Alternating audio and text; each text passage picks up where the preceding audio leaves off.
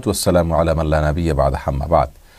সুপ্রিয় দর্শক শ্রোতা ভাই বোন, অনেক ভাই বোন আমাদের কাছে জানতে চান যে স্বামী স্ত্রীর পারস্পরিক ভালোবাসা, মিল মোহাব্বত পয়দা করার জন্য, সৃষ্টি করার জন্য, বৃদ্ধি করার জন্য কোনো আমল আছে কিনা।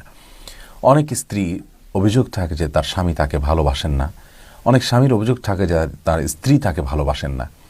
স্বামী স্ত্রীর পারস্পরিক ভালোবাসা, সম্প্রীতি, মোহাব্বত এটা বৃদ্ধি করার জন্য কোরআন এবং সুন্নাহ থেকে নির্দেশিত কোনো আমলের কথা প্রায় আমরা জানতে চাই। এ বিষয়ে আজ আমরা পরামর্শমূলক কয়েকটি আমলের কথা বলবো। তার ভিতরে প্রথম আমল হলো সূরা ফুরকানের ৭৪ নম্বর আয়াত, যা আমরা হয়তো অনেকেই জানি, কিন্তু এটাকে খুব গুরুত্বের সাথে যথাযথভাবে আমরা হয়তো পড়তে পারি না।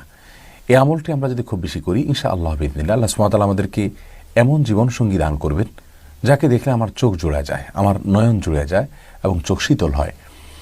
আর সূরা ফুরকানের ৭৪ নম্বর আয়াতের যে অংশটুকু তেলাওয়াত